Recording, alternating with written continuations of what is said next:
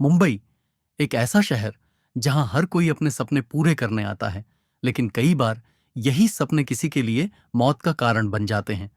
ये कहानी है उर्वशी वैष्णव की, जो राजस्थान के बूंदी जिले की रहने वाली थी और पिछले 7 सालों से नवी मुंबई के कोपर खैराने इलाके में अपने भाई पारस और चचेरे भाई जतिन के साथ रह रही थी। एक साधारण लड़की जिसकी जिंदगी में सब कुछ ठीक चल रहा था। सोना रेस्टोरेंट बार में वेटर की नौकरी, ठीक ठाक सैलरी, खुद की बलेनो कार और एक मजबूत हौसला।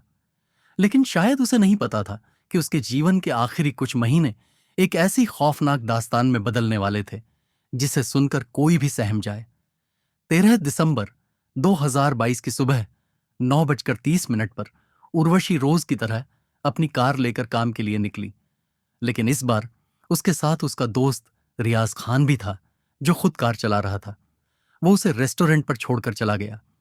उर्वशी का दिन सामान्य था, लेकिन उसे क्या पता था कि शाम को उसकी दुनिया हमेशा के लिए बदल जाएगी। हर दिन शाम 5 बजे उर्वशी अपने भाई को कॉल करके बताती थी कि उसकी शिफ्ट खत्म हो गई है और वो घर लौट रही है। लेकिन उस दिन उसका कोई फोन नहीं आया।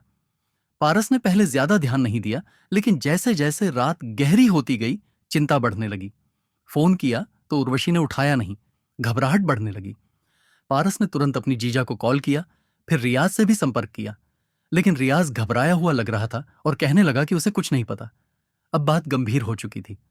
दूसरी तरफ 14 दिसंबर की सुबह रायगढ़ जिले के पनवेल इलाके में गाढ़ी नदी के पास कुछ लोग गुजर रहे थे। अचानक उनकी नजर पुल के नीचे तैरती एक लाश पर पड़ी। बिना समय गंवाए उन्होंने तुरंत पुलिस को सूचना दी। कुछ ही देर में पुलिस मौके पर पहुंची और जब लाश को बाहर निकाला गया तो एक सिहरन दौड़ गई। यह एक लड़की की लाश थी जिसकी उम्र 25 से 30 साल के बीच थी। लेकिन जो सबसे डराने वाली बात थी वो ये थी कि उसकी गर्दन पर गहरे निशान थे। मतलब साफ था, ये कोई हादसा नहीं बल्कि हत्या थी। अब पुलिस के सामने सबसे बड़ा सवाल था, ये लाश किसकी है?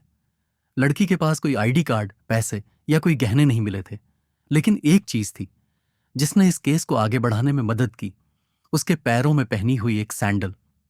पुलिस ने जांच शुरू की और पता चला कि यह सैंडल एक लोकल फुटवियर कंपनी का बनाया हुआ था। जब पुलिस ने उस कंपनी से जानकारी निकाली तो मालूम हुआ कि हाल ही में ऐसी सैंडल मुंबई, वसई और पनवेल की 3 दुकानों में बेची गई थी। पुलिस पनवेल की एक दुकान पर गई और वहां काम करने वाले लड़के को लड़की की फोटो दिखाई।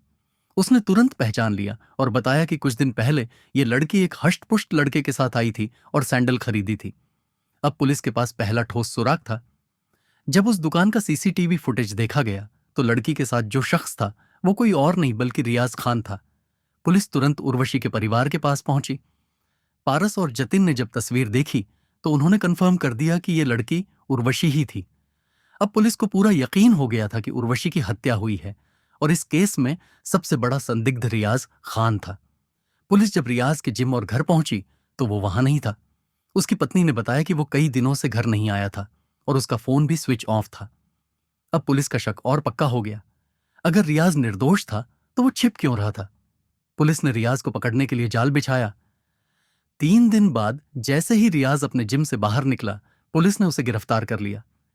पहले तो उसने कुछ भी बताने से इनकार कर दिया, लेकिन जब पुलिस ने उसे कड़ाई से पूछताछ की तो उसने कबूल कर लिया, हाँ, मैंने उर्वशी को मारा। लेकिन सवाल यह था, क्यों? रियाज ने कबूल किया कि उसकी और उर्वशी की मुलाकात कुछ महीने पहले सोना रेस्टोरेंट में हुई थी। दोस्ती धीरे धीरे प्यार में बदल गई। उर्वशी को यह नहीं पता था कि रियाज पहले से शादीशुदा था और उसकी एक बेटी भी थी। जब उसे इस सच्चाई का पता चला तो वो टूट गई। वो रियाज पर शादी करने का दबाव डालने लगी। अगर उसने शादी नहीं की तो वो उसके खिलाफ शिकायत करने की धमकी देने लगी। रियाज के पास कोई रास्ता नहीं था। वो अपनी पत्नी को छोड़ नहीं सकता था और उर्वशी को लेकर उसका डर बढ़ता जा रहा था। इसी बीच उसने अपने दोस्त इमरान शेख से मदद मांगी। उन्होंने मिलकर उर्वशी को रास्ते से हटाने की साजिश रच डाली। 13 दिसंबर की रात रियाज ने उर्वशी को सोना रेस्टोरेंट से पिक किया और कहा कि वो उसे घुमाने ले जाएगा। उर्वशी को जरा भी अंदाजा नहीं था कि जिस शख्स को वो सबसे ज्यादा प्यार करती थी वही उसकी जिंदगी का सबसे बड़ा दुश्मन बनने वाला था। रास्ते में इमरान कार की पिछली सीट पर बैठा था। अचानक इमरान ने उर्वशी के गले में रस्सी डाल दी और उसे जकड़ लिया। उर्वशी ने छटपटाने की कोशिश की, लेकिन कुछ ही मिनटों में सब खत्म हो गया। उसकी सांसें बंद हो चुकी थीं। रियाज और इमरान ने लाश को पनवेल तालुका में गाढ़ी नदी के पुल से नीचे फेंक दिया और फरार हो गए। लेकिन हकीकत ज्यादा दिनों तक छिप नहीं सकती थी।